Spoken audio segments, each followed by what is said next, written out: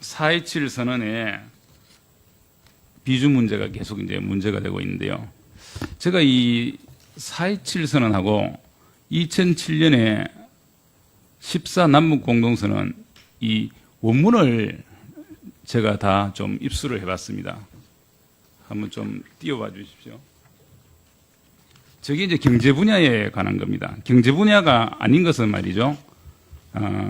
우선 그 4.27 선언 같으면 간단하게 이제 제가 한번 읽어보면 남과 북은 군사적 긴장이 해소되고 서로의 군사적 신뢰가 실질적으로 구축되는 데 따라 단계적으로 군축을 실현해 나가기로 했다. 남과 북은 완전한 비핵화를 통해 핵 없는 한반도를 실현한다는 공동의 목표를 확인하였다. 이런 뭐 선언적인 겁니다. 군사적인 것은 이쪽도 마찬가지입니다. 2007년 14선언도 남과 북은 한반도에서 어떤 전쟁도 반대하며 불가침 의무를 확고히 준수하기로 했다. 남과 북은 현 정전 체제를 종식시키고 종전을 선언하는 문제를 추진하기 위해 협력해 나가기로 했다. 뭐 대체로 큰 문제가 없어요. 그냥 다 선언적인 겁니다. 그런데 경제 분야에 관한 것이 저렇게 양쪽이 저렇게 좀 틀립니다. 4.27 판문점 선언은 저기서 보시는 바와 같이 남과 북은 공동 번영을 이룩하기 위하여 1차적으로 동해선 및 경의선 철도와 도로들을 연결하고 현대화하여 실천적 대책들을 취해 나가기로 하였다. 이것이 경제협력에 관한 유일한 내용입니다. 4.27 선언. 14 남북 공동선언은 남과 북은 해주지역과 주변 해역을 포괄하는 서해 평화 협력 특별지대를 설치한다.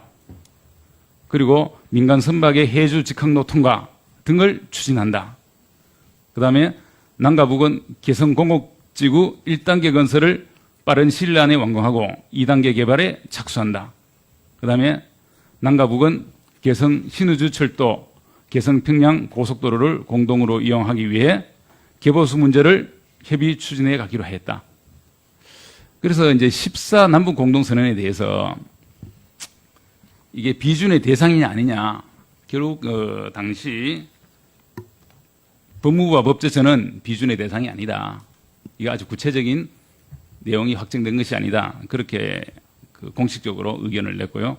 당시 청와대 천호선 대변인이나 이재정 통일부 장관도 합의 이행 과정에서 재정적 부담이 수반되는 사업이 구체적으로 합의되어 추진할 경우에 별도로 국회 동의를 받으면 된다. 이렇게 결론을 내서 왼쪽에 보는 2017년 14 남북공동선언은 비준을 받지 않았습니다.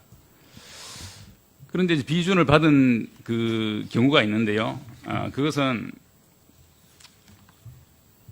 2000년 6월 15일 김대중 대통령과 김정일 위원장의 6.15 남북 정상회담입니다.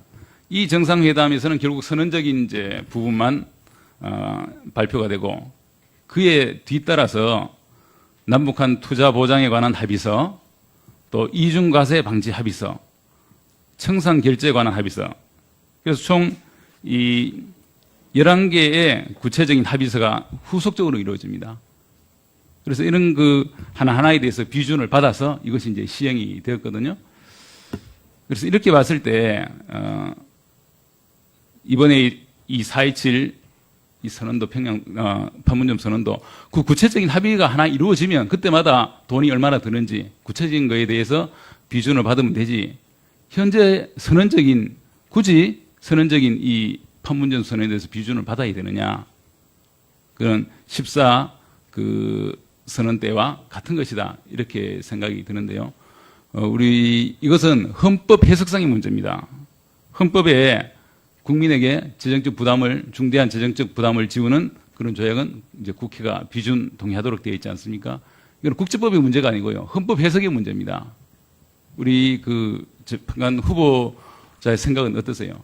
비준의 대상이 된다고 봅니까? 안 된다고 봅니까?